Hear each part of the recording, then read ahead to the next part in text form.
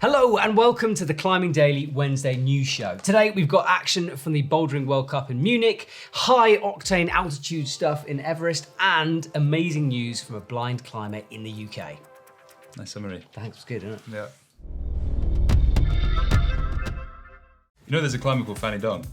I did not know. Is that actually his name? I'm going to talk about him later on in the show, but I just thought you'd like to know. I always like to know. Right, so kicking off with IFSC action, and the World Cup has returned from China and we're back in Europe. The IFSC Bouldering World Cup is back at the spectacular Munich Olympic Stadium, one of the jewels of the competition season.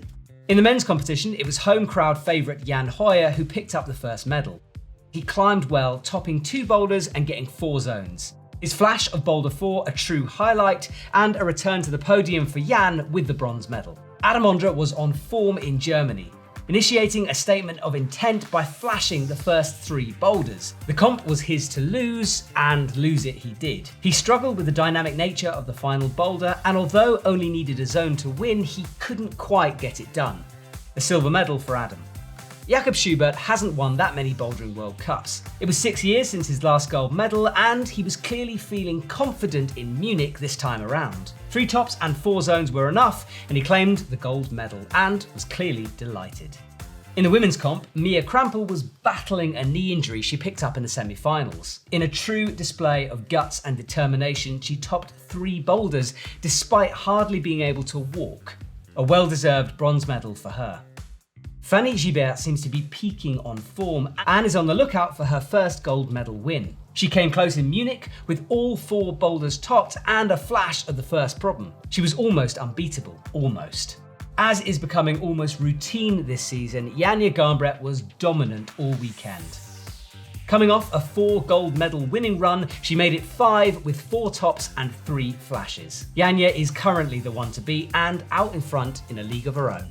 So another amazing comp, and that Olympic Stadium just looks beautiful on all the pictures with that kind of crisscross thing going on. Amazing. And Mia Krampel, you've got to shout her out. Like the video of her literally grimacing as she's climbing up. She can barely walk to the boulder, somehow pulls on and climbs 3 of them. It's just, it was cool to watch that. Fair play. And then what was something to notice was that there wasn't many Japanese climbers in the finals. Yeah, and you were saying when you started looking into this, there weren't many registered for the competition. So perhaps they sort of stayed east direction after China. They're training in Tokyo. Because we kind of know, we were chatting to Shauna Coxey the other day and she was saying how like that's kind of it, that's done for her competition until the World Champs possibly where she can qualify. So I think a lot of athletes are playing this game where they're waiting out. They don't want to get injured because it's all about the Olympic qualification this year. Just quickly explain why that is. Just because like you explained to me the other day, but I think it's important that everybody knows why they're waiting. The World Cup, the qualification, all that kind of stuff. Okay, so there seems to be 2 schools of thought, right? Because the first chance to qualify for the Olympics is the World Champs.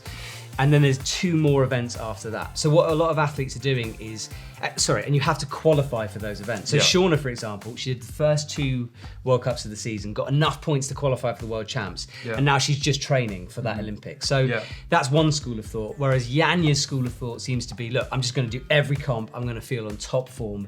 The danger is that injuries could crop up. So something like Akio Noguchi, she's backing off a little bit, and we're seeing that with a lot of female athletes especially. I think they're kind of going, look, Janja has won this. So it's interesting the different methods, but injuries are going to play a part this season, we think, anyway. Big time, big time. And also good to see the men's, those 3, they're kind of like old school. Yeah, it's proper cool. And I love the fact, I feel sorry that Adam couldn't do that final boulder, but I quite like the fact that he tried to climb it like Adam Ondra style. Everyone else was like jumping around, he was like, no, I will toe hook and I'll do this. So yeah, it was cool to see the old school styles coming back. Awesome. Next up, we got some news from Everest. Summit season is in full swing on the highest peak in the world, with base camps full and the ropes now fixed. However, one expedition stands out amongst the current parties out there, and that is the non-commercial attempt of Cory Richards from the US and Esteban Mena from Ecuador.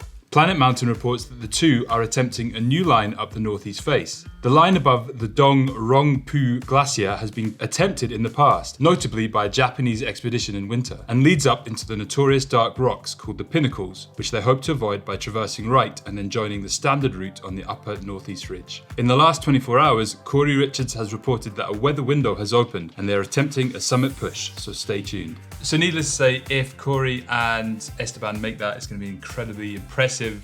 Landworthy? Mark.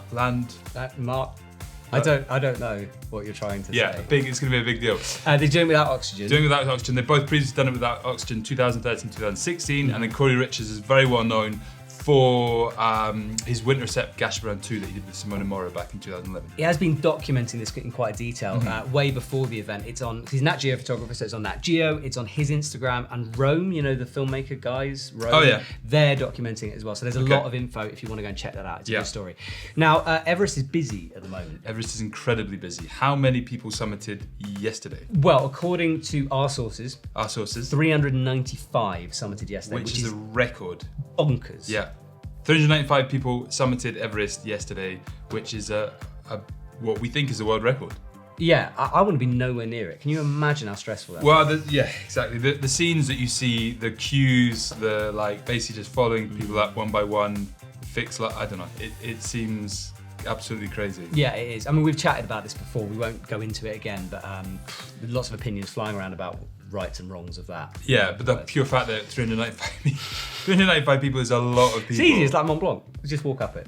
Simple. I wonder what the record for Mont Blanc is. It can't... That's a lot more. You think it is? I think it's thousands. What, in one day? In one day? Oh, I don't know about that, no. I'm getting 395 people up to Mont Blanc in one day is impressive enough. Getting them up to Everest in one day. It's crazy, man. Absolutely crazy.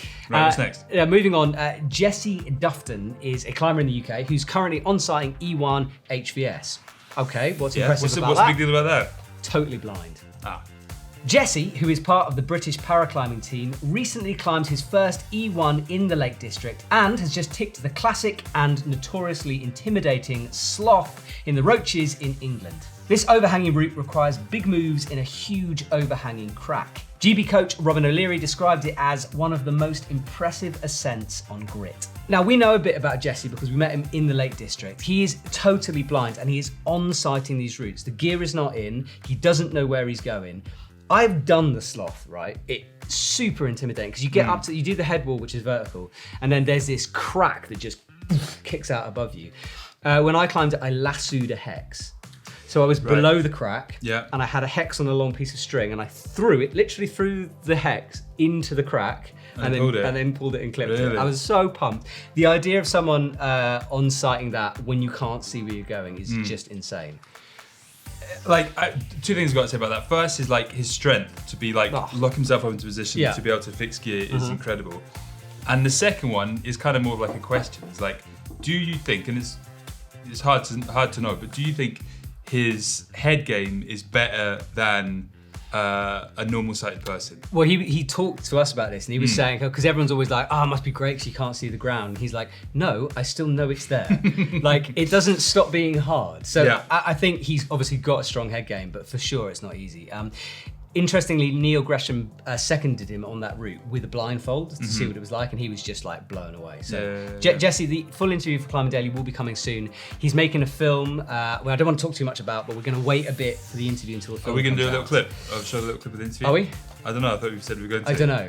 I don't know how much long this is. Maybe. Go on. Flo, go on then. How long have you been climbing for, and how did you get into it? Long time. Basically all my life. So that was an incredibly short clip of Jesse. Very short, yeah. But basically, we did an interview with him at the Lake District just after he'd done an E1, right? Yeah. So that interview's coming out August, that's the plan.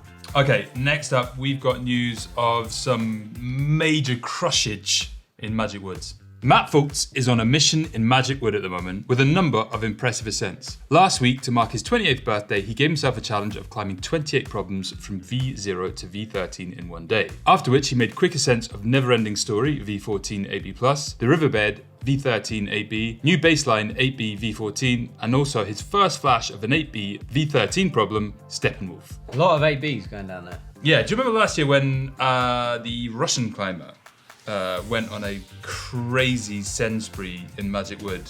I don't know. Anyway, it's about that time when conditions in Magic Wood are perfect and Matt Fultz is taking full advantage of it. So good work, Matt. You're looking very strong. 8C counter.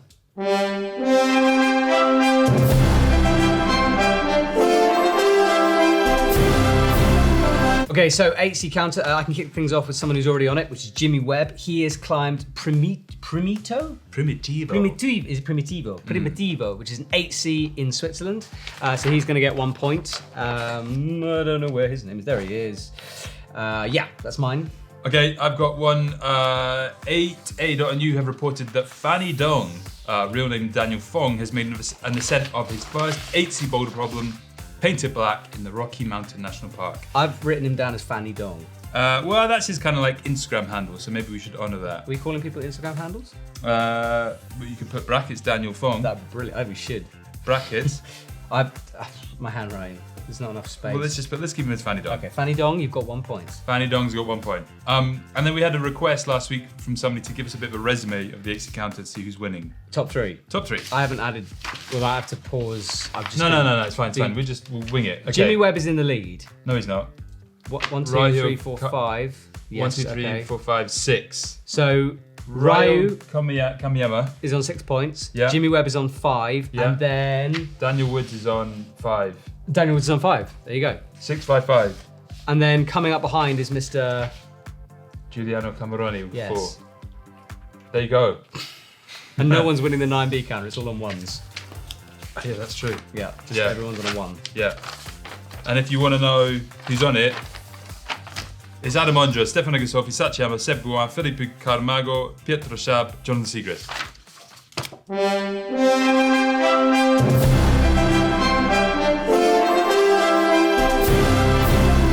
So let's talk about media. As always, exciting things on the website. But what I'm most excited about is your Arc'teryx Lakeland Revival / Big Mountain Weekend edit. Yes. Can we show a teaser? Yes.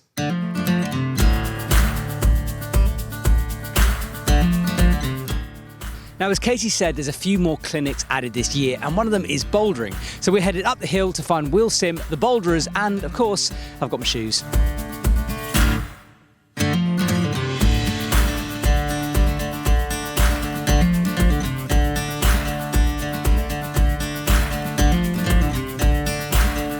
Will Sim, nice to see you. What are you teaching here on the Arc'teryx Big Mountain Weekend? Well, this morning, bouldering. So these guys have not really done any bouldering before.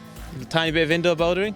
So starting from the very beginning, talking about basically how useless your hands are to begin with and how important your lower body is to begin with. So we went up this slab, which I think, to begin with, I was talking about what's useful about your feet, and I think they were thinking, nah, I've seen all these pictures of people looking really strong, hanging off small holds, what are you on about? And then we went up this slab using our feet, and I think they got the picture. That was a lot of fun. It was a lot of fun. There's a lot of stuff going on in that edit. We've got bouldering, we've got a bit of trad climbing, there's me eating lunch. Wild swimming. Tips. I particularly like the tips. I was wondering what Charlie you were Woodburn. about to say that. Wild swimming tip. Yeah, Charlie Woodburn gives a shoe thing. Yep. It's great. It's a good edit. It's a fantastic weekend. It's an amazing edit. It's the edit is average. It's more than the subject matter. I'm great. No, Hugo's done a brilliant edit. So that came out yesterday, so do go and check that out. And there's more videos to come from the Arc'teryx Big Mountain Weekend. I want to talk about a wackle dackle. Can I talk about the Bayal? Oh yeah, talk about that. Then I'll talk about a wackle dackle. Yeah, okay. So last week we released a video on Friday on the gear show by Bayal. Cold House Media went out to. Did we ever really talk about this last week? I think we might have. Just remind. But we'll do it again. Let's do it again. Come on. Anyway, here's a little teaser. Travailler seul, sans aucun sponsor. Je plantais entre 3 000 4 000 arbres, allez jusqu'à 5 000 arbres par an. Il y a des années, avec Béal, on a réussi à faire 250 000 séchés. C'est une grosse société, Béal, donc ça a dégénéré. Hein. C'est passé dans les mains de leur département commercial et tout, et on en a fait une véritable opération, une corde à un arbre, et ça fait maintenant une douzaine d'années qu'on a commencé ce truc-là. Béal est le numéro 1 mondial de la corde d'escalade.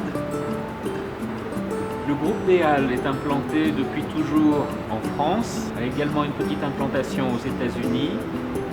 Nous avons cherché une autre implantation de façon à mieux couvrir le monde et nos clients. Et en visitant le pays, on est tombé amoureux du pays. Donc l'usine s'est implantée à Madagascar en 2006. So basically, you buy a tree and you get a rope. That's what we've deciphered from this. Yes. Okay. Effectively, you buy a rope and they plant a tree, but the better way of looking at it is that you buy a tree And get a free rope. So if you buy lots of trees, you will create a forest. or a wood, Yeah. depending where you are. Yeah, it is a good initiative. Go and check that out. Yeah. Now I can talk about a wackeldackle. Yeah. A wackeldackle is a training device from Blockhelden. It's weird, all right? It's got a weird name. It's a bit of a weird device, but it's good. It's for push-ups. It's for press-ups. It's for all the things that get you hench. Yeah. Here's a teeny teaser about that. Teeny tiny teaser. It's kind of a smaller version of a parallel with a multifunctional use. And today we're going to show you some basic exercises and how and where you can use it and train with it.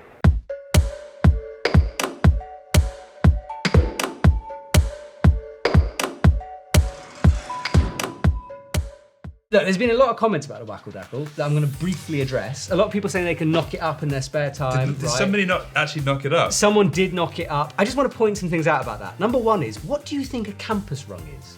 Like, I could knock up a campus rung. Is that what somebody did? No, but I'm just saying, if you're looking down the like, oh, I could make that. I mean, I reckon you can make everything. But what those guys have done is they've gone away, they've studied it for a while, they've talked to climbers like Alex Magos. That wackeldackle looks simple. There's a lot of tech that kind of goes there's into like all it. the things they move. Yeah, they move, it goes around. Like, there's angles. every training device, like TRX, anyone can knock up a TRX. Yeah. Like, my mate did it for like £3. Yeah. I get it, guys, but it is a cool product, and it is worth checking out, especially if you're into like mobile gym I stuff. think like if you want to have something simple that you can have at your house and that you can work and train on different muscles and stuff like that, I think it's pretty ideal. I think it's pretty good. So that's on sale in the Epic TV shop, so grab a bargain while that's still around. Anything else? I think it's done. Anything this weekend? I was gonna go to Magic Wood. Are you going to go to Magic I was Wood? going to, but it's raining. And it's a bank holiday next week, so you I weren't might. going to go and crush a Matt Fultz. Me and Matt were just gonna mat it up. Right. I'm going to go, next week I'm in Scotland. Ooh, nice. And I might go and try and see Robbie Phillips and Rathod That'd be cool. with my kids. You can coach them. Robbie, if you're watching, I'm going to coach my kids. That's it. That's it. Yeah, have a great week. Will and do. let us know if you're psyched for the podcast. Go Oh listen yeah, to the podcast. this is the podcast. Podcast. We need to finish this. Bye.